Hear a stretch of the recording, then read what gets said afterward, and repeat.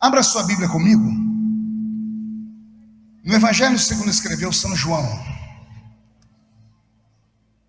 João, capítulo de número 3, e o versículo de número 8.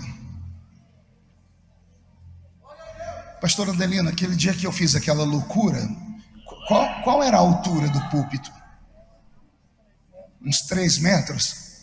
Sangue de Jesus tem poder. Os irmãos de vez em quando falam: pastor, por que o senhor não volta a ser como o senhor era antes? Eu falei: que jeito? Eu já sou vovô. Se eu pular aqui, quebra a perna, vai rótula. Só Deus na causa. Mas que bom que todos nós servimos a Deus ainda. João 3:8, quem encontrou, diga amém. O vento assopra onde quer. Ouves a sua voz, mas não sabes de onde vem, e nem para onde vai. Assim é todo aquele que é nascido do Espírito. Fecha a Bíblia, coloque no banco, na cadeira. Como nós já quebramos quase todos os protocolos possíveis, vamos quebrar mais um? Pegue na mão da criatura que está do seu lado. Aperte a mão dele ou dela com carinho até eles falarem aleluia. Pentecostal que não faz barulho. Está com defeito de fabricação, não é?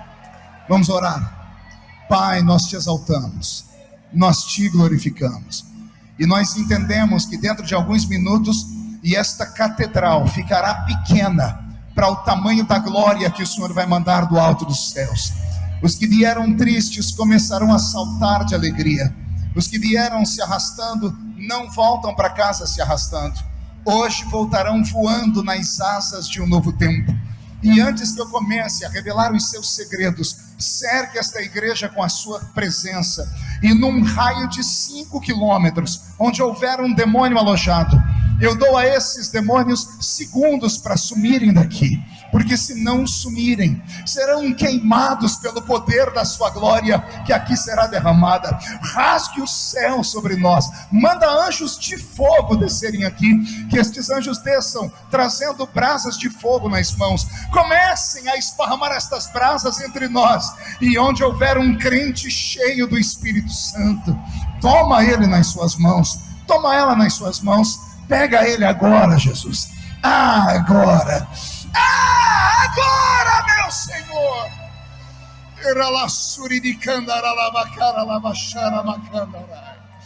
Fala conosco, fica conosco. É o que eu te peço agora e sempre. E toda a igreja diz.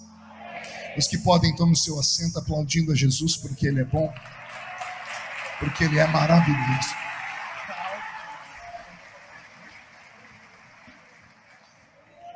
Querida igreja, noiva do Cordeiro, simpatizantes da nossa fé, amigos que vieram de perto ou de longe, para esta festa que já é tradicional aqui em Mauá, a festa do Pentecostes.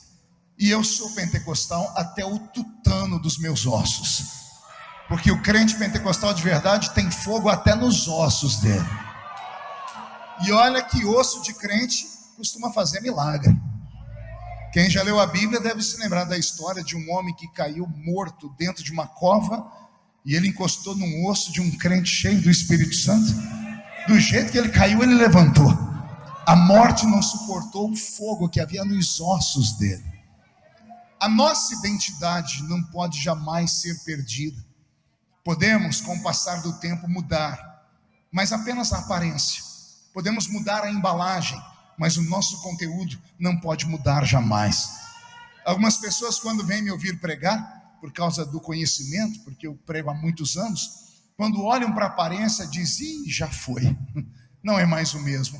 Ah, se eles pudessem entrar no culto de olhos fechados, só para ouvir a voz, se não se perdessem olhando para a roupa, para a gravata, para o cabelo, para a cor da pele, eles iriam ver que por dentro o conteúdo ainda é do menino lá da Vila Tatu, do ex-cortador de cana que Jesus resolveu levantar nessa nação. A pregação dessa noite, ela é emocionante, então eu peço a atenção de todos vocês, principalmente daqueles adolescentes que eu vi cantar aqui. Eu olhei para eles e Jesus me disse: o futuro da igreja está ali. Então prestem bastante atenção. Pastor Roberto, mude a música para mim. Eu não vou pregar sobre o texto em si, porque se eu fosse pregar sobre o texto que eu li, eu teria que contar a história de um homem que era muito parecido comigo. Ele era religioso e era político no seu tempo, o Dr. Nicodemos. Com um pé ele pisava na sinagoga ministrando a palavra, e com outro pé ele pisava no sinédrio, e representava o povo judeu diante do poderio de Roma. E eu teria que contar para vocês a história de um homem que pensava que era, mas não era, que pensava que tinha, mas não tinha, que pregava sobre o céu para todo mundo o dia inteiro, com o dedo dele polegar para cima, ele libertava pessoas da morte, e quando ele colocava o dedo para baixo, prostitutas pegas no ato de adultério eram assassinadas. Mas quando ele entrava em casa de noite, ele não dormia porque a alma dele era perturbada, porque ele pregava sobre o céu, mas não tinha certeza de ir para lá. Ele falava sobre Deus, mas não conhecia o Deus sobre o qual ele falava. E por isso ele saiu naquela noite para falar com Jesus. E quando encontrou com Jesus, Jesus colocou ele no lugarzinho dele.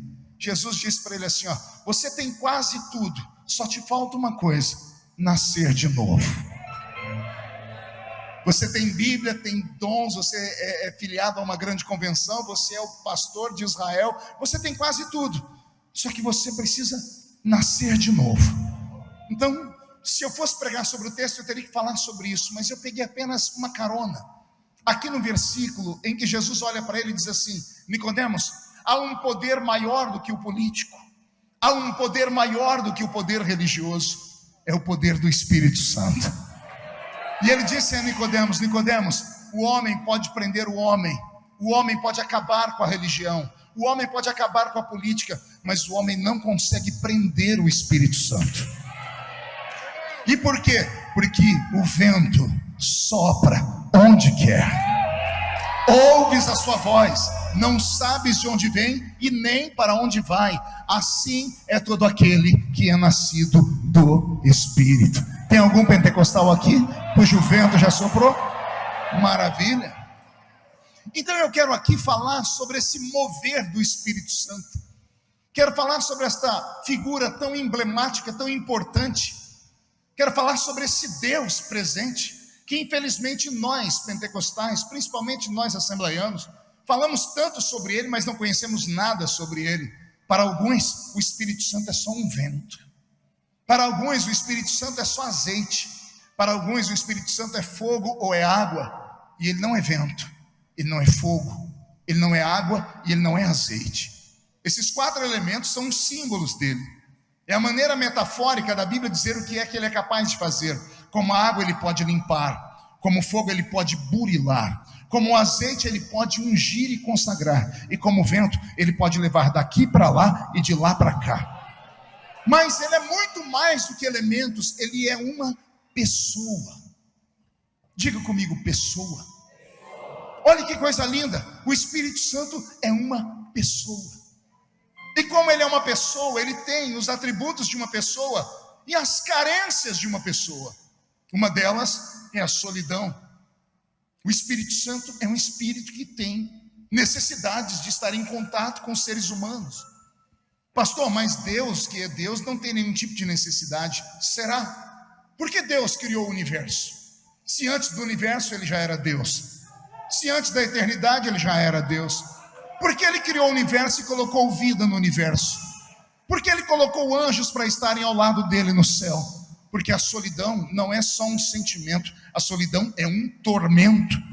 E o Espírito Santo, confesso a vocês, nesses últimos dias anda muito solitário, porque os crentes que acreditavam na presença dele vinham para o culto em santidade, vinham para o culto em oração, vinham para o culto e dobravam os seus joelhos para orar, vinham dizendo: fala, Senhor, não o que eu quero ouvir, mas fala o que eu preciso ouvir. Ao entrar no culto, guardavam seus pés, porque sabiam que o lugar onde estavam era um lugar santo. Não ficavam olhando para a roupa de ninguém, nem para o cabelo de ninguém, ficavam apenas em contato com Deus. As pessoas não vinham para a igreja pensando que estavam entrando em um teatro, onde você aplaude a pessoa que você gosta e vai a que você não gosta. As pessoas não vinham à igreja como se estivesse entrando em um cinema, onde ela tem o direito de escolher o filme que vai assistir e ainda assistir comendo pipoca e guaraná. Não. Antigamente nós entrávamos aqui dentro e o mundo ficava lá fora de verdade. A gente entrava aqui dentro e ficava esperando uma surpresa de Deus. Eu estava sentadinho aqui, pastor Adelino, e vendo coisas aqui nessa igreja que há muito tempo eu não vejo em outros lugares. Eu vi o culto acontecer e uma profetisa sair do lugar dela e entregar uma mensagem para uma outra serva do Senhor. Para esta serva que recebeu a mensagem, tenho certeza que ela está dizendo assim: o culto já podia ter acabado, porque eu já recebi a voz de Deus. Era nessa expectativa que nós entrávamos na igreja. A gente sabia como o culto começava, mas nunca sabia como o culto terminava. A gente sabia que a qualquer momento alguém levantaria em línguas e outro levantaria interpretando essas línguas. Alguém poderia ser arrebatado durante o culto e o seu espírito fazer uma visita ao céu ou ao inferno e trazer para nós uma mensagem que era cósmica, extraordinária. Nos últimos dias as coisas estão ficando ruins. Eu estou me especializando em pregar para uma geração nova, e eu coloquei um apelido nessa geração nova: geração The Walking Dead, mortos que caminham. Gente que tem pernas, mas não vai mais para onde Deus quer que vá. Gente que tem olhos, mas não enxergam mais o céu. Gente que tem boca, mas não tem mais coragem de pregar a verdade. Gente que tem mãos, não tiveram nenhum tipo de enfermidade que as suas mãos paralisassem, mas não podem mais estender as mãos, nem para a igreja e muito menos para o Senhor. Pessoas que caminham por esse mundo como se estivessem mortas. Mas eu tenho um recado muito lindo: essas pessoas que vêm me ouvir geralmente saem da igreja ressuscitadas, porque o meu Cristo ainda fala, e Ele está aqui dentro, e Ele é tão grande que os pés dele passeiam aqui, mas a face dele está diante dos serafins que estão cantando: Santo, Santo, Santo é o Senhor dos exércitos, e Mauá está ficando cheio da sua glória. A importância do Espírito Santo é tão grande que quando Deus criou este nosso universo material, quando não havia vida aqui neste planeta, se você abrir a sua Bíblia em Gênesis capítulo 1, verso 1 e 2, você vai ver as revelações que tem ali. No princípio criou Deus os céus, no plural, e a terra, no singular. E a terra era sem forma e vazia, e o Espírito de Deus pairava sobre a face das águas. A palavra pairava não é parava, era movia-se. O Espírito do Senhor, quando não tinha o meu coração nem o seu, quando não tinha uma igreja viva como a de Mauá, ele ficava passeando em cima das águas. Por quê? Porque o Espírito Santo não é um espírito parado, não é um espírito paralisado, não é um espírito amordaçado, não é um espírito engessado, é empaderado. É por isso que Jesus me tirou lá da igreja católica, porque eu entrava naquela missa e me dava angústia, porque eu olhava para a parede e lá estava o meu Deus ainda morto, pendurado na cruz. Não havia movimento, havia um silêncio ensurdecedor. Aí eu entrei numa igreja evangélica, procurei o meu Cristo na parede, e um homem que era banguelo, só tinha 2 dentes na boca, o zagueiro e o atacante, falou para mim: não procura o meu Jesus na parede, porque ele não está mais na parede, ele já ressuscitou, ele está no céu e ele está morando aqui dentro de mim. E aí eu vi o povo levantar a mão, virar cambalhota dentro da igreja, sair correndo. Eu disse: que loucura é essa? Ele disse: se você for um dos tais, um dia você vai também sair correndo, levantar as suas mãos e dar os seus gritos. Eu sei que para o homem moderno, para esta geração da pós-verdade, porque é o tempo em que vivemos, o tempo da pós-verdade. O que é o momento da pós-verdade? É um momento em que a verdade já não tem valor algum, ela parece não ser absoluta. Para alguns tudo depende do momento, tudo depende do ponto de vista, tudo depende. Você vai conversar com alguém hoje e diz assim: não, eu não pulo, eu não dou glória a Deus. Não é porque eu não sou uma pessoa tão extravagante, eu não sou uma pessoa colérica nem sanguínea, eu sou tímida, eu sou, você é frio mesmo. Fica dando desculpa por causa do seu anel de formatura. Eu também tenho anel de formatura e estou fumegando aqui. Não, pastor, mas não tem mais nem menos.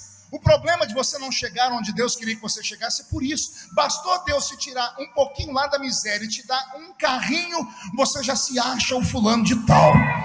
Vem para a igreja como essa assim: eu não grito mais, eu não levanto mais a minha mão, isso é coisa de gente louca. Amigo, eu não prego para normais, eu só prego para gente maluca. Eu só prego para gente doida. Pergunte para mim, se a mente de alguém que sai dos Estados Unidos vem para cá e fica correndo aqui dentro cantando, é mente de gente normal. Não é, é só gente maluca. E por que somos malucos? porque nós somos ETs. Ai, Jesus. Eu estou pregando hoje para alienígenas. O que é um ET? É um extraterrestre. Se a minha Bíblia é de verdade, nenhum de vocês mais é da Terra. Tanto que a Bíblia diz: nós estamos aqui, mas nós não somos daqui. Como nós estamos aqui e não somos daqui, um culto nada mais é do que uma preparação para a eternidade. Se você não gosta de grito aqui, eu tenho pena de você quando entrar no céu. Se você não acredita mais em línguas, eu quero ver como é que você vai dialogar com os anjos lá no céu. Se você não acredita que os anjos estão aqui, quando chegar no céu, você vai sair correndo e se esconder atrás de uma árvore, porque você vai ver cavalo de fogo, vai ver anjo, querubim, serafim, arcanjo. O culto nada mais é do que uma preparação para o arrebatamento da igreja. E por falar em arrebatamento da igreja, eu amo recitar Paulo: dada a palavra de ordem, o mesmo Senhor descerá do céu com alarido, voz de arcanjo e trombeta de Deus, e os que morreram em Cristo ressuscitarão primeiro, e depois nós, os que ficarmos vivos, seremos transformados e arrebatados seremos, e estaremos para sempre com o Senhor Jesus nos ares. E eu quero provocar você, assembleiano. Se a trombeta tocar agora e daqui dessa igreja só 2 crentes forem subir, um sou eu, quem é o outro e vem junto. Então reage nessa noite.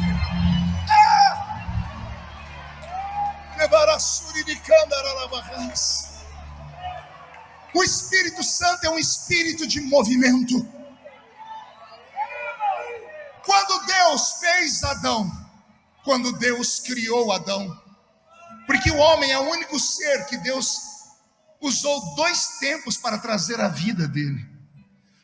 Os anjos foram feitos, os animais foram feitos, as relvas foram feitas, o homem foi feito e criado. Está lá no verso 26 e 27 do primeiro capítulo do Gênesis, Deus gritando: façamos o homem. Verbo fazer. Depois a Bíblia diz, Deus fala: e criou Deus o homem. Verbo fazer e criar. O verbo fazer vem do hebraico, é o verbo asa, A-S-A-H, que significa fazer a partir de uma obra-prima, a partir de uma matéria já existente. É o oleiro que vai fazer um vaso. Ele não faz o vaso do nada, ele pega o barro. Isso é o verbo fazer. O homem foi feito. Primeiro Deus pegou o barro e fez o bonequinho, está lá no chão. O homem está feito, mas ainda não está criado. O verbo criar vem do verbo também no hebraico, é o verbo bara, ou bará, B-A-R-A-H, que significa criar do invisível.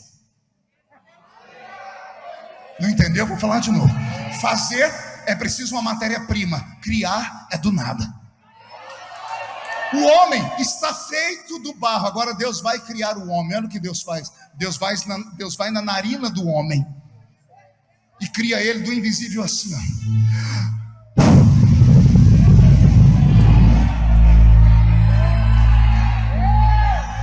E Deus sopra nas narinas do homem.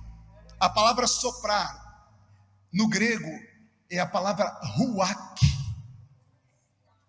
A palavra ruach ou ruach é espírito, que significa ou espírito, é sopro ou hálito. Quando Deus fez Adão, Deus soprou dentro dele o espírito de vida com o Espírito Santo. A pureza e a santidade do homem era tão grande que Deus todos os dias de tardezinha vinha bater um papo com ele. Até que o homem pecou. E quando o homem peca, o homem começa a se afastar de Deus. E os descendentes de Adão se afastaram de Deus. Até um dia que Deus gritou assim lá em Gênesis 6: o meu espírito não contenderá mais com o homem. O meu espírito não vai brigar mais com o homem não me quer, eu tiro o Espírito Santo da terra. E Deus arrancou o Espírito Santo da terra. Nos dias de Noé a terra ficou vazia. Os homens que vêm pós-dilúvio são homens que não têm o Espírito Santo. E os homens sem o Espírito Santo se levantaram como bestas feras indomáveis. Um deles foi Nimrod, o poderoso caçador. Nimrod construiu a Torre de Babel. Foi o primeiro homem a se revoltar contra Deus. juntou o mundo globalizado do seu tempo e disse: façamos uma torre, porque se Deus resolver destruir a terra com água de novo, Ele não nos pega de surpresa. Deus ficou com tanta ira, com tanta fúria, que Deus deu um grito no céu: eia, desçamos e confundamos a língua dos homens. A palavra confundir significa: retiremos do homem o poder de falar conosco no nosso idioma. Alguma vez você se perguntou em que idioma Adão falava com Deus? Olha que coisa bonita, pastora Adelino. Pergunte ao irmão do seu lado: qual era o idioma de Adão? Inglês? Português? Aramaico? Qual era o idioma de Adão? Pergunte para mim, qual era, pastor? Só falo se você prometer que não vai me chamar de herético. Amém? Então pergunte, qual era, pastor? O idioma do filho é o idioma que ele herda do pai. O pai fala português, o filho fala. O pai fala inglês, o filho fala. Deus fala em que idioma?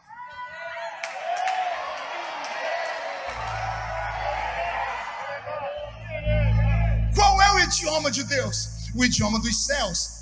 E qual é o idioma dos céus? Paulo vai falar numa tal língua dos anjos. Tem gente que acha que essa história de Pentecoste começa em Atos dos Apóstolos. Ela começa lá no Gênesis. Adão falava com Deus no idioma dos anjos. Por isso ele entendia Deus. É Deus entrando no jardim gritando: Adão, onde estás? E Adão diz: eu me escondi, vi que estava nu. E Deus pergunta: como você soube que estava nu? Há um diálogo entre o homem e Deus. E em qual idioma? O idioma dos céus. Deus foi tendo misericórdia com o homem, tirou o seu espírito da terra e deixou para o homem as línguas. Mas lá na Torre de Babel Deus disse: não deixo mais nada do céu na terra. Eia, desçamos e tiremos do homem o poder de falar conosco. E ali, na Torre de Babel, nascem as línguas da terra. Cada grupo que falava um idioma escolheu um canto do mundo para ir. E o homem não tinha mais contato com Deus. Pergunte por quê? Porque quem liga o homem a Deus é o Espírito. E o Espírito Santo não estava mais na terra. E o homem sem o Espírito Santo tem um símbolo. Pergunte qual? Um suíno, um porco. Pergunte por quê? Alguém já viu um porco olhar para cima? Por que ele não olha para cima? Ele não tem articulação no pescoço para isso. Como só olha para baixo, só chafurda a lama, só rola nas suas próprias fezes. Por isso chama-se porco. O homem sem o Espírito Santo nada mais é do que um suíno. Ele não olha para o céu, ele não reconhece a existência de Deus, ele não acredita que existe um ser sobrenatural lá em cima. É como seu professor de filosofia, é como aquele maluco esquerdista que segue os pensamentos de Karl Marx. Eles acham que o homem é uma obra do acaso. Era um monte de células que virou uma beba, que virou um lagarto, que virou um macaco, e depois, se o seu tataravô foi um chimpanzé, é problema seu. O meu era imagem e semelhança de Deus.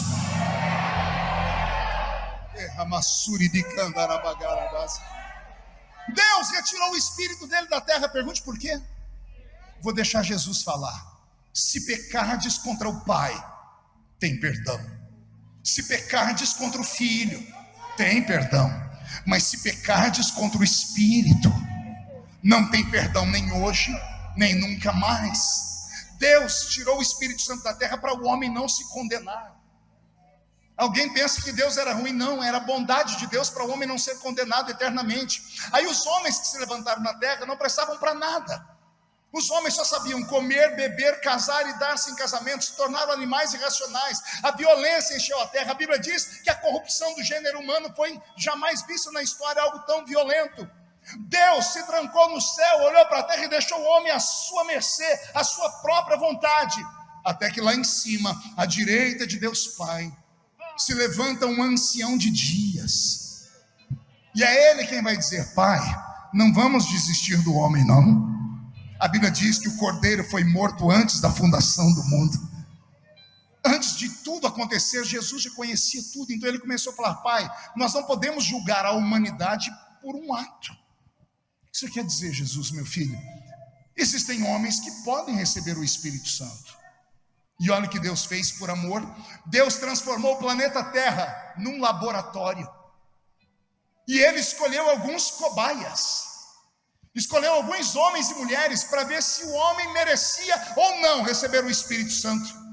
Só que diferente do Novo Testamento, porque no Novo Testamento, lá em João, a Bíblia diz que Deus deu o Espírito sem medidas. No Velho Testamento, o Espírito Santo era dado somente para um momento. Era como se Deus pegasse aquele velho contador de gotas. Cadê as mamães? Quem lembra de contador de gotas? É como se Deus pegasse um conta-gotas, pegasse um pouquinho do Espírito Santo para fazer um teste. Vamos ver se esse homem aqui merece. Aí Deus pingava um pouquinho do Espírito sobre um homem. E não é que um homem de carne e osso, cheio do Espírito Santo, pegava uma queixada de jumento e fazia a queixada de jumento virar uma metralhadora R-15 e matava 1000 homens. Às vezes eu assisto os filmes, eu dou risadas, porque toda vez que colocam um Sansão, o Sansão tem 2,5 metros de altura, parece o exterminador do futuro, um peito gigante, uns bíceps. As pessoas acham mesmo que a força de Sansão estava nos seus músculos. Pelo que eu leio a Bíblia, Sansão era barrigudo. Pergunte por quê? Todo cachaceiro é barrigudo.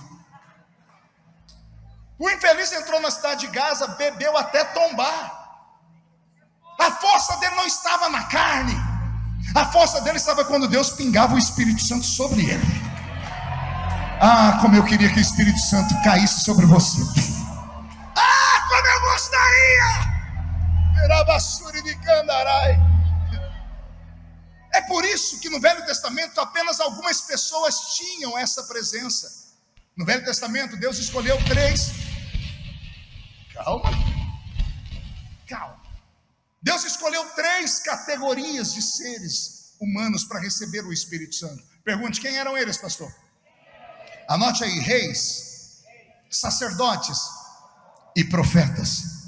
Somente esses 3 grupos recebiam o Espírito Santo. E detalhe, o Espírito Santo estava sobre eles apenas para um único ato. Eles acabavam de ser usados, o Espírito Santo voltava para o céu. A Bíblia Sagrada vai contar para nós que o profeta Ezequiel, certa vez, passou 2 horas na beira do rio Quebar, com a boca assim, ó. Pergunte para quê, pastor? Ele passou 2 horas com a boca aberta, esperando que Deus colocasse dentro dele a profecia, para que ele então pudesse profetizar. Ele queria profetizar. Israel precisava de uma profecia, mas a unção não vinha, a inspiração não descia, porque Deus não dava o Espírito Santo a qualquer um em qualquer momento. A Bíblia diz que o profeta Eliseu, qual profeta? Ele viu o povo quase se perder. E o povo estava quase se perdendo, ele dizendo: Deus, eu quero profetizar, e nada. Deus, eu quero profetizar, e nada. Eliseu teve uma ideia. Pergunte qual? Ele contratou um músico. Ele chamou um tocador de aduf e diz: tocador de aduf, você vai tocar até o céu abrir. E o tocador começou. E Eliseu olhando para o céu: toca direito. Eu estou pagando, toca. Até que o céu abriu. Quando o céu abriu e o profeta viu Deus, ele pulou na frente do músico e disse: Deus, eu quero profetizar. E aí Deus encheu Eliseu com a unção da profecia. É por isso que nós não começamos o culto sem antes ter alguém cantando. É por isso que nós precisamos de louvor e adoração na igreja. Porque se o nosso coração não abrir o coração de Deus, o louvor vai abrir o coração de Deus. O céu está aberto sobre nós aqui, viu? Alguém está sentindo o céu aberto aí? No Velho Testamento, Deus descia apenas sobre reis, sacerdotes e profetas. Eu me lembro muito bem que um dia Moisés, já cansado, estava dentro da tenda da congregação, e de repente chega perto dele, esbaforido, Josué. E Josué chegou perto dele e falou: Senhor, eu acabei de receber aqui uma notícia. Há lá no meio de Israel, não bem no meio, mas do lado de fora do arraial de Israel, 2 moços que estão pulando e profetizando. Que Moisés disse assim: sério, qual é o nome deles? O linguarudo trouxe o nome, falou, os 2 lá é Eldade e Medade. Josué disse: o senhor quer que eu vou lá agora e mande eles calarem? Aí Moisés fechou os olhos e lembrou que um mês antes ele estava na casa com o sogro dele, Jetro, E ele disse: eu não estou aguentando mais o povo. E Jetro falou: reparte a carga, homem. Mas vou repartir com quem? Escolhe aí homens em quem você confie. Faz uma lista, marca uma audiência com Deus e fala para Deus que esses homens podem te ajudar na obra. Moisés gostou da ideia, subiu lá no alto monte e falou: Senhor, sim, Moisés, não estou dando conta mais. Do que, Moisés? O peso do ministério é muito grande. O que você quer, Moisés? Eu trouxe aqui uma lista com 70 homens para o senhor consagrar. Se o senhor levantar eles, eles vão me ajudar a dar continuidade na obra. A Bíblia diz que Deus olhou para Moisés e disse: Moisés, você está dizendo então que eu errei. Quer dizer que quando eu te ungi, eu errei. Eu peguei um homem que não ia dar conta. Eu vou te provar que o que está dentro de você era para dar conta. Eu não vou dar a eles uma experiência nova. Eu vou tirar do que eu te dei. Eu vou retirar do que está dentro de você e vou repartir com 70 homens. Está aí a lista, Moisés? Está aqui. Levanta a lista. Moisés levantou a lista e o Senhor tirou do espírito que estava em Moisés. 68 estavam dentro da congregação e pularam e profetizaram. 2 estavam fora do arraial. Eudade e Medade. Moisés, quando recebeu Josué, pegou a lista. Falou: Josué, qual é o nome dos meninos aí? Eudade e Medade. Ele olhou: ô Josué, eles estão na lista. Que lista, Moisés? A lista, porque Deus tirou de mim e repartiu com eles. Mas Moisés, eu mando os 2 parar agora, porque estão dando mau testemunho lá fora, estão passando vergonha na igreja, na rua não é lugar de profetizar. Moisés disse para eles: ô Josué, quem dera não só os 2, quem dera não só as tribos e os 70, quem dera todo Israel fosse cheio do Espírito Santo. Eu tenho aqui uma provocação a esta igreja que é tão sábia e santa. Eu desafio os teólogos desta igreja que conhecem a Bíblia tanto quanto eu, que já leram o livro onde fala do início da nossa fé, que é a carta de Atos dos Apóstolos. Eu desafio as senhoras e os senhores se lembrarem agora, todas as vezes que o Espírito Santo desceu, se ele fez acepção de pessoas. Se ele desceu sobre um e o outro não. Estavam todos reunidos no mesmo lugar. De repente veio do céu um som como de um barulho forte, impetuoso, que encheu a casa onde estavam assentados. E foram vistos sobre eles línguas repartidas como que de fogo, as quais pousaram sobre cada um deles. E todos foram cheios do Espírito Santo. Atos capítulo 10, Pedro vai pregar na casa de um homem que era pagão. Ele vai pregar para um homem que acendia uma vela para Deus, outra para o diabo, um europeu, da corte chamada italiano, seu nome é Cornélio. Cornélio está lá, mandou chamar a família, os amigos, lá vai Pedro, só Pedro, e levou 2 presbíteros com ele.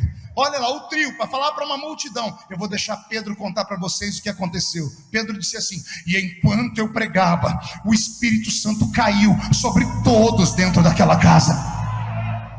Eu vou repetir. O Espírito Santo caiu sobre todos que não eram crentes, sobre pessoas que nunca dizimaram, sobre pessoas que nunca pediram perdão dos seus pecados, sobre pessoas que nunca devolveram o que roubaram. Eles creram, como o coração deles se abriu, o Espírito Santo desceu. Atos capítulo 19, Paulo entra na Grécia, ele chega na cidade de Éfeso, a terceira maior cidade da Grécia. Quando ele entra na cidade, ele sai mapeando, orando, ele vira a esquina, não é que está vindo 12 crentes do outro lado? Ele olha aqueles crentes, o Espírito que está nele testifica com o Espírito deles que eles eram filhos de Deus. Paulo parou na frente deles. Olha a pergunta de Paulo: de que igreja vocês são? Alguém lembra o texto? É isso que ele perguntou? Não, desculpe, eu errei. Ele olha e diz assim: qual é a convenção de vocês? Foi isso que ele perguntou? Eu estou ruim de Bíblia mesmo. Então ele olhou e disse assim: lá na sua igreja pode isso ou pode aquilo? Foi isso que ele perguntou? Não. Atos 19, Paulo disse assim a eles: conhecem o Espírito Santo?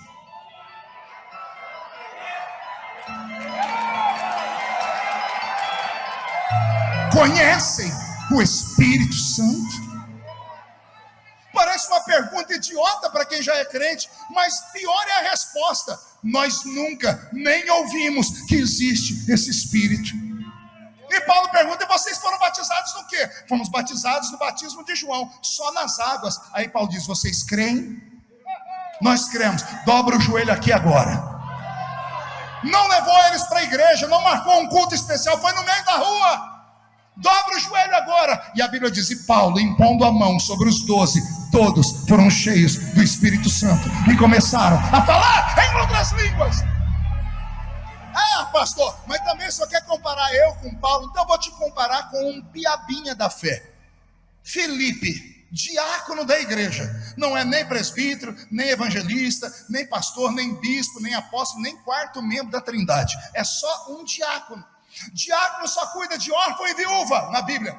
Ele foi lá para Samaria cuidar de órfão e viúva, mas quando ele chegou começaram a perguntar do avivamento em Jerusalém, e ele danou a falar, e daqui a pouco o povo diz: nós cremos nesse avivamento aí. Ele não falou assim: espera aí que eu vou buscar os pastores para vir orar por vocês. A Bíblia diz que Filipe danou a orar por eles. E a Bíblia diz que pelas mãos de Filipe, sinais, prodígios e maravilhas começaram a acontecer. E o Espírito Santo caía sobre todos por onde ele passava. A pergunta que eu faço agora é: por que não acontece mais isso? Eu estou pregando aqui, tem alguém ali chorando, alguém ali falou em línguas, mas o que tem de gente me olhando com uma cara feia, parecendo que foi batizado num pote de vinagre. Passam o culto inteiro olhando para o púlpito com esse olho seco, parecendo olho de sapo que morreu no dia de enchente. Vem para um dia de Pentecoste e fica com essa boca travada, essa boca de aço, essa língua de ferro e esse queixo de concreto. Você quer que o Espírito Santo desça? O Espírito Santo é como um beija-flor. Muda a música, Beto. Olha que coisa linda, poesia. O Espírito Santo é como um beija-flor. Ele só vai em flor aberta. Ele só vai em flor que tem mel. Ele só vai em flor que tem pólen. O Espírito Santo está tentando descer sobre você, mas seu coração não abre. Você está dizendo: não, pastor, primeiro eu tenho que ver para crer. Ah, seu Tomé. Não, pastor, é isso, não é isso nem aquilo. Pastor, mas eu estudei, você estudou errado. Você anda comendo lixo gospel na internet. Você fica ouvindo esses almofadinhas, jovens pregadores, dizendo assim que não é preciso isso, que é só falar uma palavrinha meiga. Essas criaturas andam pregando autoajuda, e eu não venho à igreja para autoajuda. Eu venho à igreja em busca de ajuda do alto. Ajuda do alto. Ajuda do alto.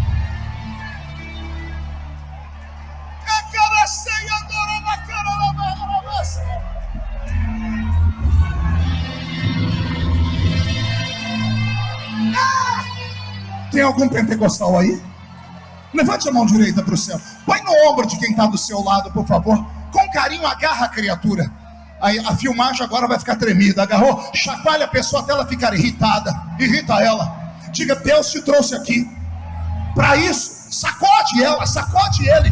Diga: para isso Deus te trouxe aqui, para sacudir a sua fé, para sacudir o fogo do Espírito Santo, para sacudir o Pentecoste dentro de nós. Se você é pentecostal, não tenha vergonha de adorar. Grita, pula, planta bananeira, agarra o diabo pelo chifre, esfrega a cara do diabo no chão e chuta ele para o inferno. Mas não desiste da sua fé.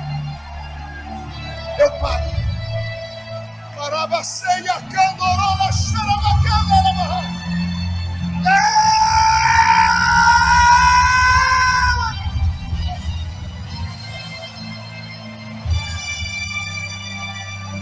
Sente.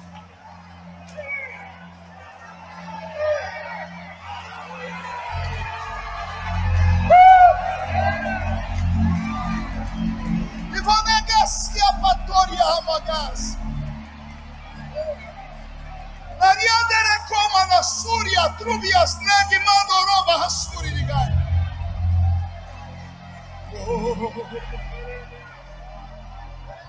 Ouça-me. Jesus não mudou. Nós mudamos. Sabe o que eu acho mais lindo aqui nesta linda catedral, pastor? É que embora ela tenha a aparência de um templo de Salomão, a essência dela ainda é o cenáculo. Estou cansado de pregar em lugares onde tem ouro e prata, mas não tem mais o levanta e anda. Dia desse eu estava num programa de rádio e entrou um crente lá daqueles que dá vontade de entregar na mão do Todo-Poderoso. O infeliz disse assim: pastor Marco, como é que o senhor se sente fazendo parte de uma geração de pregadores que não tem unção? Me deu uma raiva.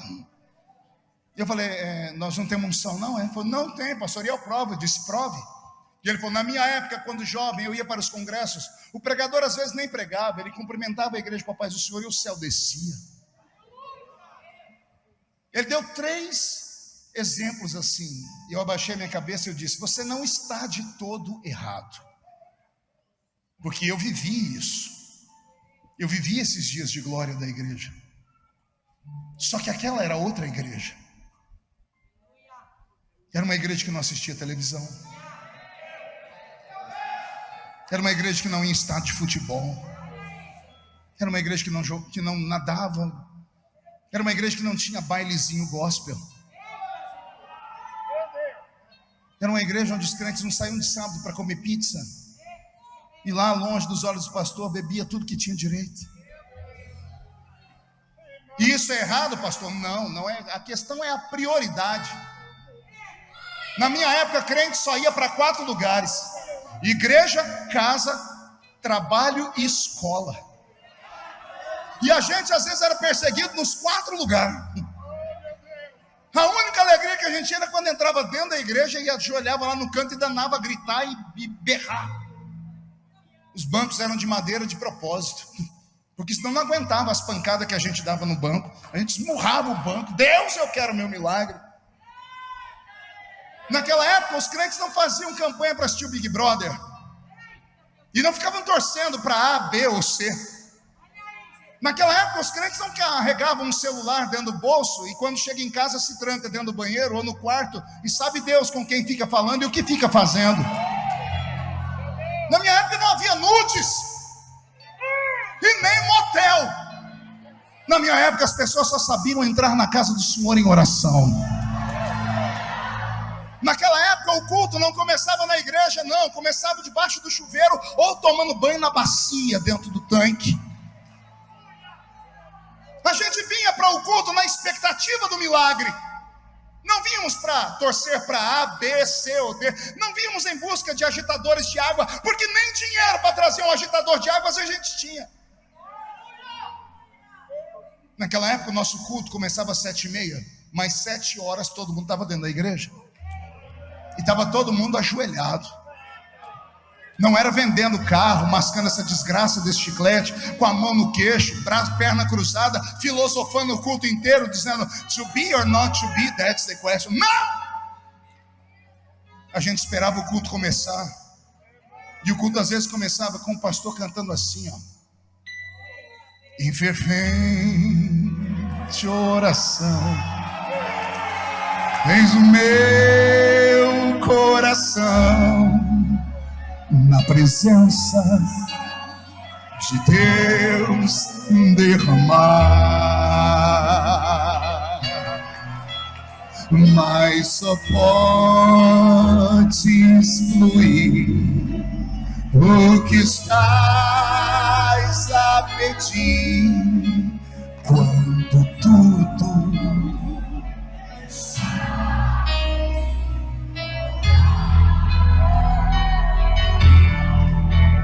quando tudo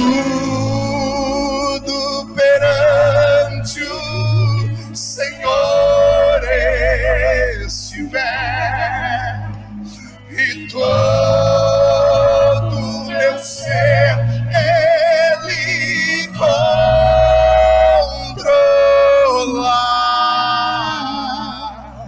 só então hás de ver que o Senhor tem poder quando tudo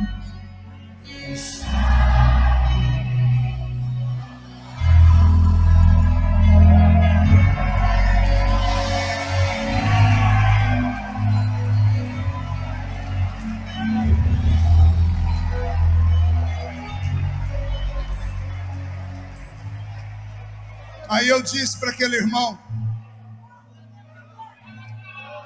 o Espírito Santo não tem mais vez no culto. Nós não conhecemos a presença dele. Por isso os dons estão desaparecendo. Por isso estamos tendo que adaptar o nosso culto ao ritmo moderno. Por isso estamos absorvendo um novo tipo de música, uma nova história para a pregação.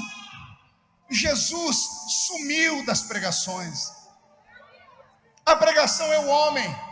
O homem pode, o homem vai, o homem consegue, o homem dá conta, você vai levantar, você vai chegar. É só mensagem que põe a pessoa de pé. Não há mensagem de confronto. Não há mensagem para explicar por que os dons não descem. Pergunte para mim, por que não desce, pastor? Porque nós não merecemos. Pergunte, por que não, pastor? Porque o Espírito Santo não vai onde está sujo. Ele não desce onde há carniça. Ele não pode se manifestar em coração de pessoas que vivem uma vida dupla. Uma vida para a igreja e outra vida lá fora, nas suas mídias sociais. Ele não consegue operar assim. Mas se ele encontrar aqui dentro meia dúzia de malucos que resolvam caminhar na contramão da avenida, nadar contra a correnteza, não se importarem de ser chamados de loucos, fanáticos, desequilibrados, malucos, de santarrões, aí ele pode voltar a operar, porque o vento assopra onde quer.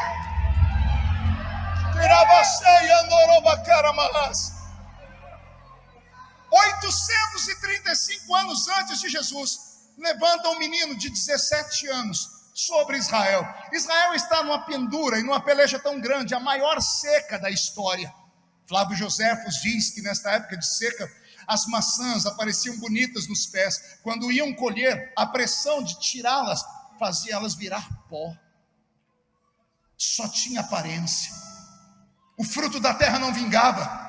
Foi daí que Jeremias disse: passou a cega, findou o verão, e nós não estamos salvos. Nesse período, Israel foi desafiado a ir para o meio da rua orar. A Bíblia diz que interromperam os casamentos, as noites de núpcias, e jovens noivos iam para o meio da rua rasgar-se, tirar as roupas e colocar pano de saco e cinzas, e rapavam suas cabeças. A Bíblia diz que os homens, donos de fazenda, traziam as vacas, os bois, os jumentos e as ovelhas, para no meio da rua, debaixo do sol, pura pele e osso, gritarem, para que o mugido da vaca, o balido da ovelha, tocasse o coração de Deus. A Bíblia diz que as mães pegavam os bebês de colo e colocavam no chão quente, e o sol queimava a pele do bebê para o bebê chorar, para ver se o choro do bebê atraía a misericórdia de Deus. Foi nesse período que Deus recebeu a oração do povo, e Deus tomou um menino de 17 anos, 835 anos antes de Jesus nascer. O nome dele você já vai saber. É ele que vai para o meio da praça, pega uma trombeta, coloca na boca, chama a atenção de Israel e diz: Israel, a sua oração subiu. Deus entendeu o nosso arrependimento. E olha o que ele me manda dizer: há de ser que nos últimos dias derramarei do meu espírito sobre toda a carne. Vossos filhos e vossas filhas profetizarão, vossos jovens terão visões, e os vossos velhos sonharão sonhos. Naqueles dias, diz o Senhor, haverá sinais nos céus e na terra. O Senhor visitará quem está perto e quem está longe, e então virá o grandioso dia do Senhor. Naqueles dias o sol se converterá em trevas e a lua se converterá em sangue, porque os dias do Senhor se aproximam. Profeta Joel profetiza e deve ter batido a mão na boca. O que eu profetizei? Porque Deus não derramava o Espírito sobre todos, era só sobre os reis, sacerdotes e profetas. Terminamos o Velho Testamento. A ira de Deus cai sobre a raça humana. No livro de Malaquias, Deus volta para o céu e se tranca, e ele deixa a humanidade 400 anos na sequidão espiritual. Por 400 anos a Shekinah não vem mais sobre a terra, os anjos não aparecem mais. Lembra daquele anjo do Senhor, que era o próprio Deus em forma teofânica? Deus se manifestava em forma angelical, porque a presença dele real poderia matar. Aquele anjo não vem mais à terra. Não houve profecias, não houve curas, 400 anos entre Malaquias e Mateus. Por isso temos um intervalo entre o Velho e o Novo Testamento. As Bíblias de 30 anos atrás, de propósito, tinham 4 folhas brancas entre o Velho e o Novo Testamento, para a gente fazer apontamento. Cada folha representava 100 anos de silêncio de Deus. Por isso, páginas brancas. Até isso tiraram das Bíblias. Aquilo era um recado para as pessoas entenderem que a ira de Deus, ela é traduzida em silêncio, em ausência da sua presença.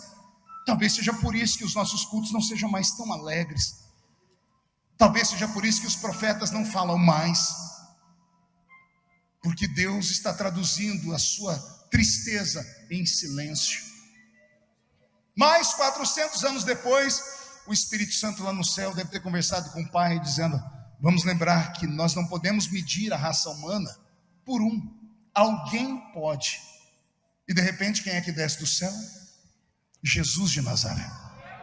Paulo explica: ele, mesmo sendo Deus, não tem por usurpação ser igual a Deus. Antes, aniquila a sua forma divina e desce entre nós e se faz carne. E ele caminha por essa terra por 33 anos. Quando ele faz 30 anos de idade, ele está descendo à beira do Rio Jordão, porque abriram o ministério na beira do Rio Jordão. Era a igreja do Jordão. E tinha um pregador lá, pense num homem violento. A pregação dele era curta, teologia zero. Ele só sabia falar assim: raça de víbora, quem vos ensinou a fugir da ira de Deus? Arrependei-vos, porque é chegado o reino de Deus sobre a terra. O povo amava descer lá para ver aquele pregador, porque ele chamava todo mundo de cobra. Para ele não tinha rico nem pobre. A empregada fazia questão de evangelizar a patroa: vamos lá no culto, o meu pastor só precisa ouvir ele pregar, só para ver João falar assim: sua cobra, raça de víbora. E a empregada devia ser meio assembleiana, gritava: fala Deus, fala com a minha patroa. E o povo amava ver João chamar todo mundo de cobra. Quando ele falava raça de víbora, o povo dizia: dá-lhe, João. E João chama as cobras, batiza elas: vem cá, sua urutu cruzeiro, tibum, vai embora. E o povo: dá-lhe, João. E essa aí, João? Essa aqui é uma caninana, tibum, vai embora. E essa é uma jararaca, tibum, vai embora. E essa é uma naja, tibum, vai embora. E essa, uma cobra coral, tibum, vai embora. Até que um dia João estica a mão para chamar outra cobra, e a boca dele trava. E o povo grita: que cobra é essa, João? Ele diz: não é cobra. Eis aí o Cordeiro de Deus que tira o pecado do mundo. Aleluias.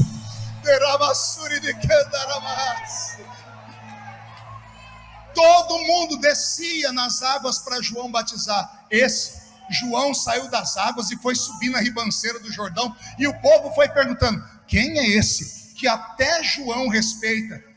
Para desespero dos irmãos batistas tradicionais, não dos batistas renovados. Para desespero dos irmãos batistas tradicionais que não acreditam no mover do Espírito, o único batista da Bíblia resolve mudar a pregação dele. Ele para de chamar os outros de cobre. Olha o que ele diz: esse é aquele que eu falei, que eu não sou digno de desatar as alparcas dos seus pés. Eu vos batizo com água para arrependimento, mas Ele vos batizará com o Espírito Santo e com fogo. Entendeu aí, né? Porque os batistas se desesperam. O único batista da Bíblia fez uma pregação penteca, né? E a Bíblia diz, o Evangelho de Lucas, só Lucas diz isso, que quando Jesus saiu das águas, ele se alegrou no Espírito. Ninguém entende isso. Não sabemos se ele falou em línguas, se ele profetizou. Lucas, como médico, ouviu alguém falar: quando Jesus saiu das águas depois do batismo, depois que o céu abriu, a pombinha desceu sobre ele, e uma voz gritou lá do alto assim: eis aí o meu filho amado. Depois que tudo isso aconteceu, Jesus se alegrou no Espírito Santo. Se até Jesus foi cheio do Espírito Santo, por que só você que não quer ser? Tem vergonha de pular, plantar bananeira, rolar debaixo do banco? Está com vergonha da sua maquiagem desbotar? Por favor, use uma maquiagem que dure pelo menos 24 horas.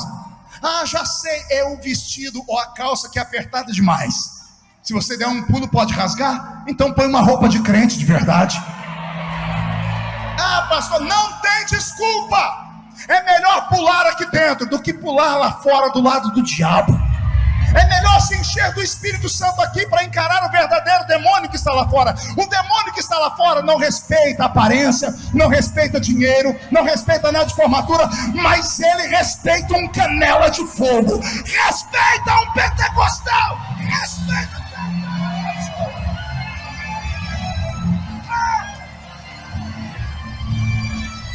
Eu estou sentindo ele aqui. Tem alguém cheio do Espírito Santo aí? Vai mesmo ficar travado? Vai mesmo ficar parecendo uma estátua aqui nessa igreja no dia de Pentecoste, no culto do Pentecoste? Diz: você devia ter ficado em casa. Aqui não é lugar para você, sua geladeira humana. Aqui é lugar para quem quer ser incendiado. É lugar para quem quer ser cheio do Espírito Santo. Receba, receba, receba, receba o Espírito Santo, receba, receba.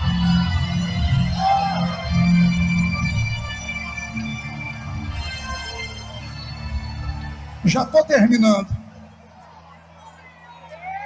Sente aí, escute o que eu vou falar.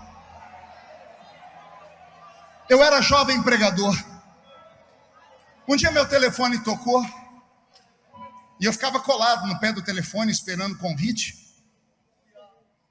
Do outro lado da linha, um homem dizendo: não é da casa do pastor Marco. Eu não era pastor, mas eu não desmentia também não. Eu tomava posse, né? Uma coisa é você mentir, outra é você omitir. Me chamava de pastor, eu dizia amém. Eu falei amém. O homem disse: eu queria convidar o senhor para vir pregar na minha igreja, queria ver se o senhor tem agenda livre. Eu falei: para qual data? Assim, me fazendo de importante. Ele disse: podia estar. Me dê um minuto, deixa eu olhar a minha agenda. Não tinha um convite, mas tinha que valorizar o passe. E eu colocava a agenda perto do telefone para o homem escutar o barulho. Chulepe, chulepe, chulepe, chulepe. Eu falei: olha, nesse dia eu vou me esforçar. Eu posso lhe atender. Ele disse: que bom, que alegria. Então anote aí o nome da igreja. Ele pediu as condições. Aí ele falou assim para mim: pode anotar o nome da igreja? Eu disse: posso. Quando ele falou o nome da igreja, eu já me assustei. Quando ele falou o endereço, eu me assustei 2 vezes. Eu falei assim, com todo respeito, essa igreja não fica, era numa cidadezinha do lado da nossa. Eu moro no meio do mato aqui em Orlândia. Era uma cidadezinha pequena. Eu disse: essa igreja não é aquela? Ele disse: é aquela. Eu disse: mas o senhor não ligou para a pessoa errada, não?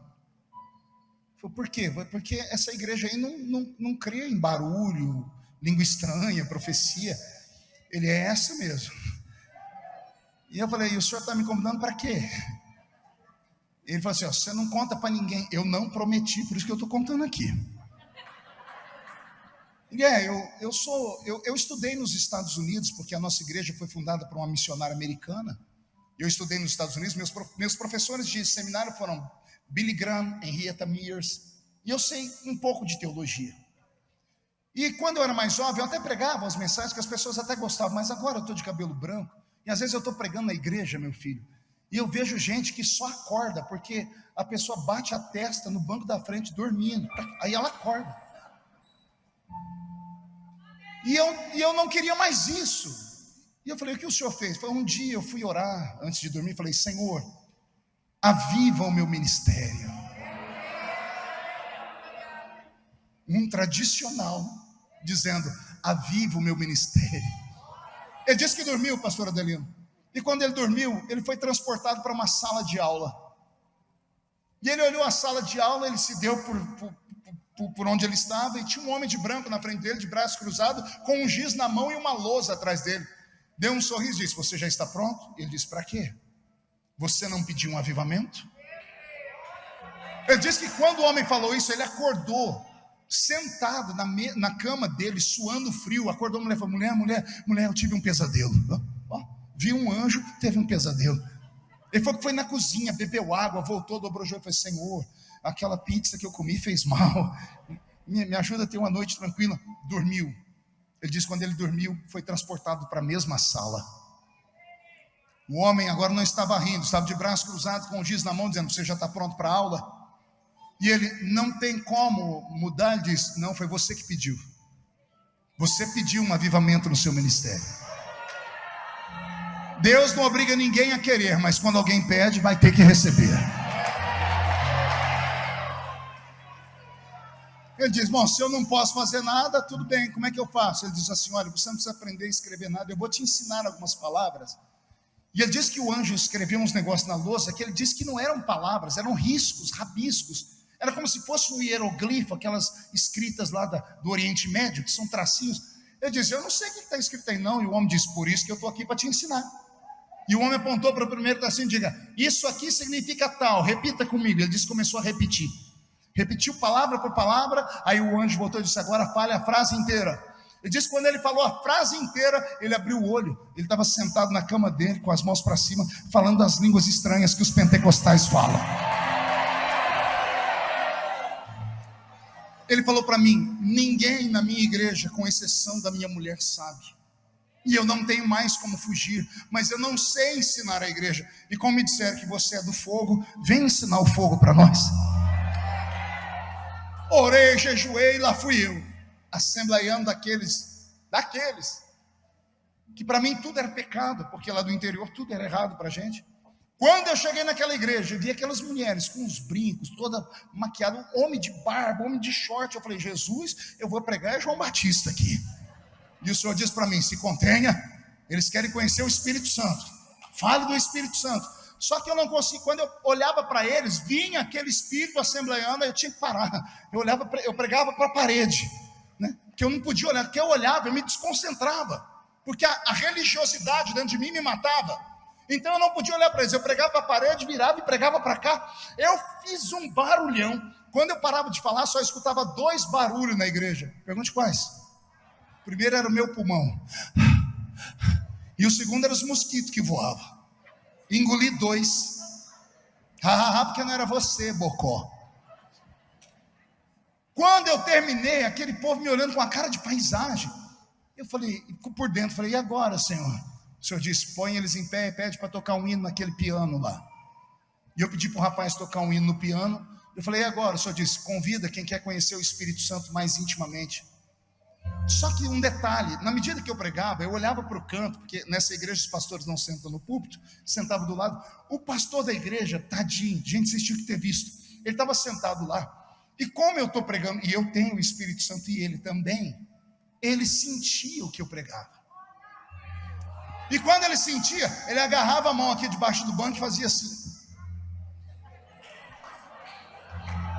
Os diáconos vinham e abanavam ele.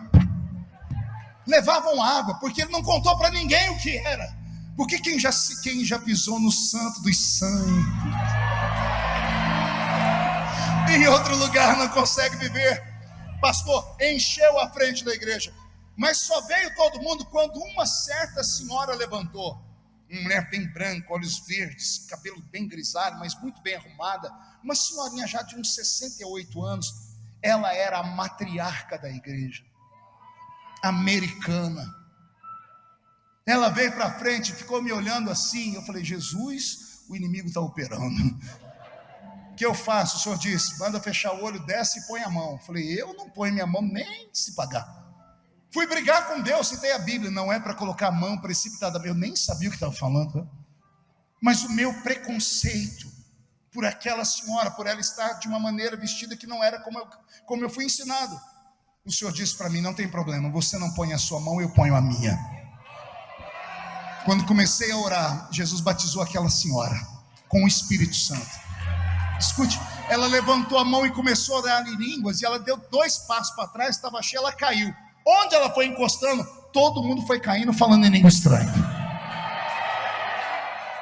Jesus batizou mais de 30 crentes com o Espírito Santo naquela noite.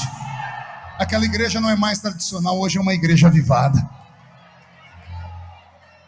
Eu estava com o pastor Roberto pregando lá no estado de São Paulo, aqui eu estou em São Paulo, no estado de São Paulo, aqui na rodovia em Anguera, tem muitas cidades, e uma delas tem uma grande Assembleia de Deus, que eu não vou falar, senão eu entrego onde eu estou, e depois não me convidam mais para pregar lá. Era uma igreja muito grande, mas no interior, e me chamaram para pregar, e eu comecei a pregar, e eu pregava, e nada. E pregador assembleiano, ele é valente, ele vai pregando, e ele tenta de tudo. Quando não dá certo, ele tira um chicote. E aí ele começa, aí os crentes ajudam ele: fala, Deus, porque tudo hipócrita. Conhece o pecado dos outros, fala assim, fala, eu não posso, mas fala, Deus. Eu sei que quando eu estava nisso, lá no fundo entrou um grupo de 5 ou 6 pessoas e encontraram um banco e sentaram. Quando eu falei alguma coisa lá que funcionou, o banco inteiro levantou e deu glória a Deus. A igreja inteira olhou para trás. Quando a igreja olhou para trás, disse, achei meu povo. Eu falei, deixa eu ver se são dos meus. Soltei mais um jargão para teste, eles gritaram de novo. A igreja olhou para trás, agora um número menor. Daqui a pouco outro, eles ficaram de pé e gritaram de novo. Foi diminuindo o número de gente olhando. Acho que o povo foi ficando constrangido. Daqui a pouco um começou a dar glória ali, outro glória lá, outro ali. Incendiou a igreja. Quando incendiou a igreja, eu não sou bobo nem nada, botei o povo em pé, orei, falei amém. Desci do púlpito, fui assinar meus livros, né? Aí veio aquele grupo, falou, pastor, o senhor pode assinar nossos livros? Eu falei, irmãos, dá licença, deixa esse grupo chegar. Eu falei, claro que eu assino. Eu falei, eles me ajudaram no culto, eu estou assinando e falando, vocês são de onde? Eu falei, nós somos daqui. Eu falei, eu estou perguntando porque amanhã eu prego numa cidade aqui do lado, vocês têm compromisso amanhã? Vocês podiam estar lá no culto amanhã, né? Eu precisava levar minha torcida organizada, né? Aí quando eu falei isso, o líder dele disse assim, pastor, vai depender, não escandaliza, hein, crente? Vai depender do nosso padre.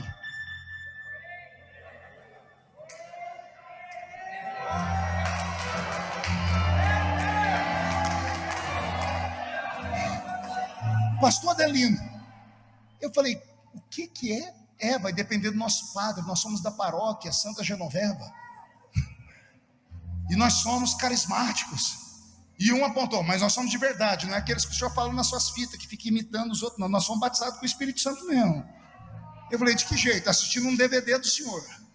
Nós temos um grupo de 200, e só nós fomos liberados para a gente pegar um pouco de fogo aqui e levar para lá.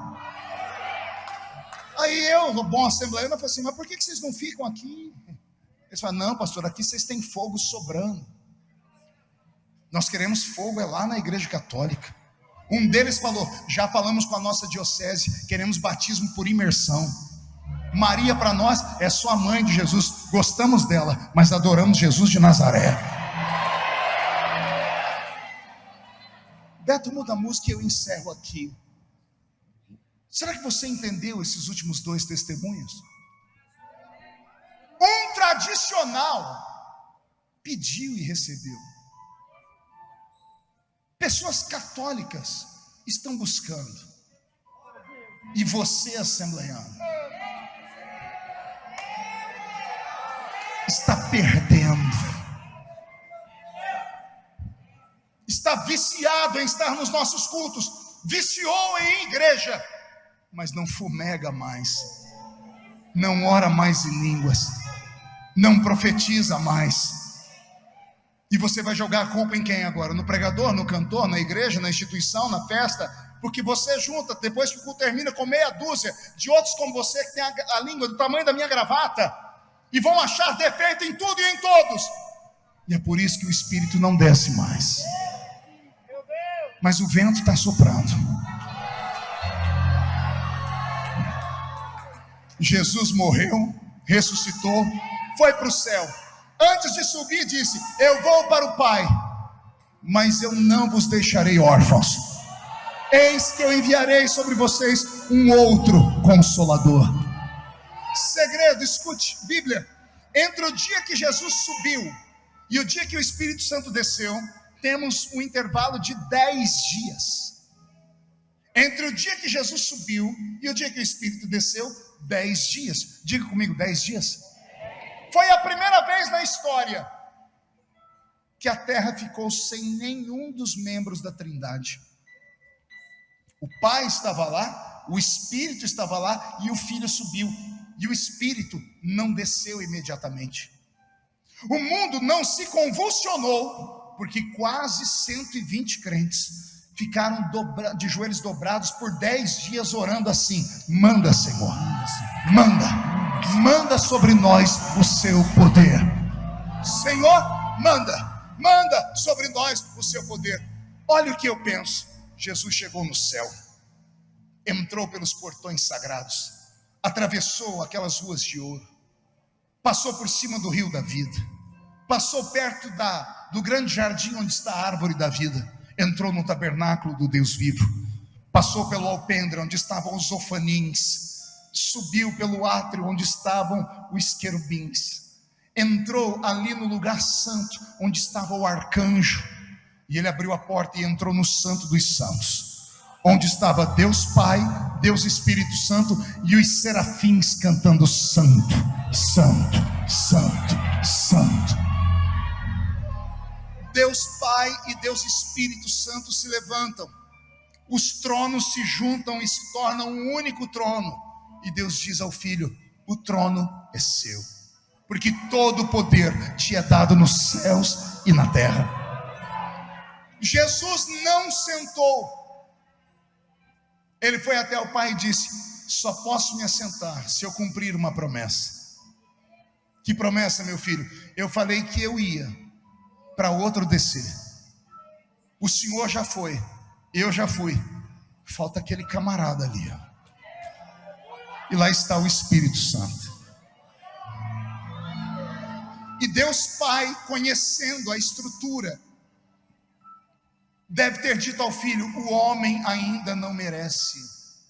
E Jesus por 10 dias intercedeu dizendo: o homem merece. Já falei, meu Pai, se pecar contra ti e contra mim, tem perdão, contra ele não. Já deixei eles preparados para receber a presença dele. E durante 10 dias o Pai foi obrigado a ouvir Jesus no céu falando: manda. E quando Deus olhava para a terra, a igreja gritava: manda. Jesus olha para o Pai e diz: manda. A igreja manda. Primeiro dia, segundo dia, Jesus manda. A igreja manda. Terceiro dia manda. Quarto dia manda. Quinto manda. Sexto, sétimo, oitavo, nono.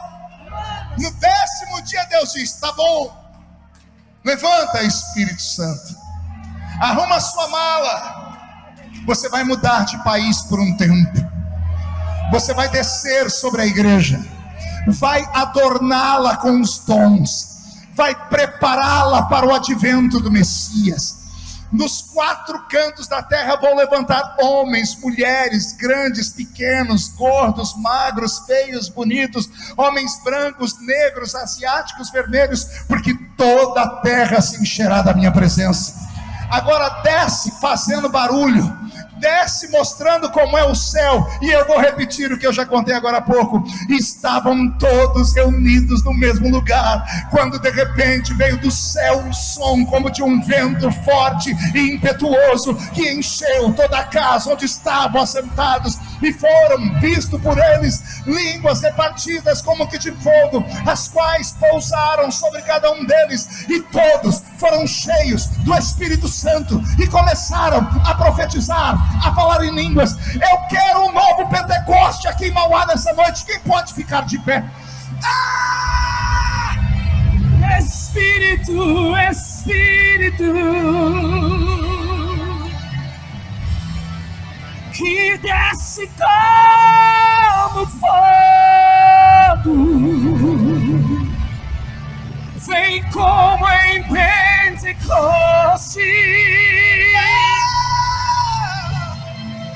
e eis-me de novo. Olhe para mim, pegue na mão de quem está do seu lado. Pastor Adelino, no Velho Testamento, o personagem que eu mais respeito se chama Moisés.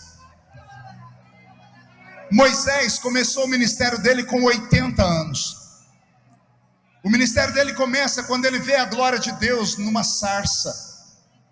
A sarça arde, mas não queima. A voz de Deus sai do meio da sarça. Foi por isso que ele foi enfrentar o faraó, porque ele viu a glória de Deus. Diga comigo, ele viu a glória de Deus. Mais uma vez. Só que no meio da caminhada, quando ele levou o povo para o deserto, teve um dia que ele acordou. Ele deixou o povo dormindo, ele subiu na tenda da congregação e disse: Deus, parece que foi tudo mentira. Eu comecei porque o Senhor se mostrou para mim, mas eu estou aqui agora no deserto, tem 20 anos que eu estou aqui. Miriam e Arão querem tomar meu ministério, O povo não para de murmurar com saudade do Egito. Eu estou achando que eu não vi o Senhor. Eu estou achando que foi um sonho. Se foi o Senhor, eu quero ver a sua glória de novo. Deus, me mostra a sua glória. Eu imagino Deus dizendo: mas eu já te mostrei, só serviu para aqueles dias. Eu preciso de um renovo. Você precisa de um renovo? Deus olhou para Moisés e disse: então sobe para o monte. Está vendo a fenda daquela rocha? Fica ali na fenda. Eu vou passar de costas. Eu vou colocar minha mão no seu rosto. E quando eu tirar as minhas mãos, você vai ver a minha glória. A Bíblia diz que Moisés viu e o rosto dele começou a resplandecer. O Senhor me diz que esta noite é uma noite de renovo. Feche seus olhos. Você precisa entender que Deus não está apenas nas coisas que dão certo. Deus também está nas coisas que dão errado. Deus não está apenas no vento do Pentecoste. Ele está na brisa da caverna de Elias. Deus não está apenas quando você pula e grita. Ele também está quando você está no leito de dor sofrendo. E é nesse momento que você tem que ver que a glória dele está sobre você. Você vai fechar os olhos, e eu e o pastor Roberto vamos te convidar para subir conosco o monte. Consegue subir o monte conosco em espírito? Quanto mais perto do monte, mais perto da glória. Quanto mais perto da glória, menos vida você tem, e mais vontade de ir para o céu você fica. Jesus vai te batizar com o Espírito Santo agora. Sobe o monte conosco. Fecha os olhos. Vamos lá, Roberto. Radagai andre velecandorovas. Elohim telomantra velesturi de candarabahas.